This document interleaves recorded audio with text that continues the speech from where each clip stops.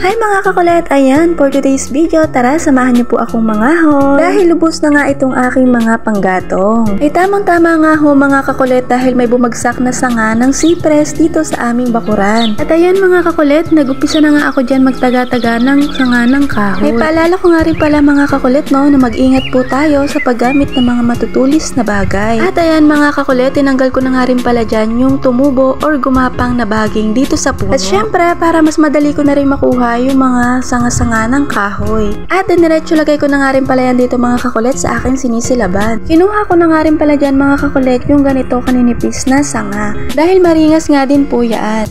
At share ko nga pala sa inyo mga kakulit na talagang sanay po akong mangahoy. Dahil nung bata pa lang ako ay talagang dikahoy na yung ginagamit namin na panluto. Nakaka-enjoy nga rin hong gamitin ang dikahoy no, dahil bukod sa mabilis ito makaluto ay matipid pa. Hinila ko na nga rin pala dyan yung nakasabit na sanga. At hindi nga kinaya ng powers ko mga kakulit, kaya naman tinawag ko na itong aking mga Amazonang kapatid para magpatulong dito sa paghila nitong sanga. At gusto pa nga yatang mag-moreset ng sanga na to dahil ayaw bumitaw. At baka nga nag-e-enjoy talaga itong aking mga kapatid sa paghila nitong sanga. Bless ko na nga rin pala itong aking mga sisteret na napakalalakas, lalo na tong isa na to mga kakulit. At thank you na nga rin pala dito sa aking mga sisteret na tinulungan ako sa paghila ng sanga. At tinawat ko na nga rin pala itong aking isang kapatid sa paghila, mukhang walang balak tumigil. At dahil naibaba na nga namin itong sanga ay inumpisahan ko na uli ang pagputol nito. At ayan na mga kakulit yung nakuha nating kahoy. At pinutol-putol ko na nga rin pala yan ng ganito kaliliit. At pagkatapos ay tinaga ko na nga siya ng ganyang kaninipis mga kakulit. Alam niyo ba mga kakulit na ang puno ng cypress ay napakagandang kahoy?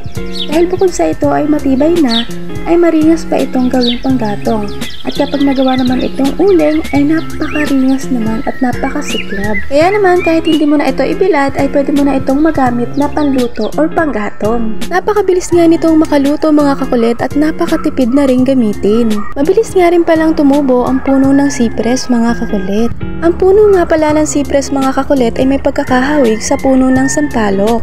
Balik tayo dito sa aking mga pinuputol-putol na kahoy mga kakulit. Tapos ko na nga dyan putol-putulin itong malalaking sanga, kaya naman itong mga maninipis na sanga naman ang aking puputol-putulin mga kakulit. At nag-ready na nga rin pala ako dyan ng sako mga kakulit na paglalagyan ko nitong aking mga pinutol-putol na kahoy. Nang sa ganun ay hindi na ako mahirapan hakutin ito. Natapos na nga rin ako dito mga kakulit magsibak ng kahoy. Kaya napagod nga ako dyan mga kakulit, kaya naman ako ay magpapahinga muna dito sa aming duyan. Napakaganda nga po talaga ng view dito sa aming bakuran. Paborito ko nga po talagang tumambay dito dahil talaga namang nakaka-relax ang tanawin. At tapos na nga po ako magpahinga mga kakulit, kaya naman hahakutin ko na itong mga kahoy para dalhin dun sa aking lagayan. At ayan mga kakulit, isasalansan ko na nga pala dito yung mga sinibak ko kaninang kahoy. At hinakot ko na nga rin pala dyan mga kakulit itong mga sanga na sinibak ko kanina. Para mailagay ko na rin siya dito sa second floor ng aking lagayan ng mga panggatong. At ayan mga kakulit, natapos na nga akong magsalansan ng aking mga panggatong. At yun lamang po mga kakulit, maraming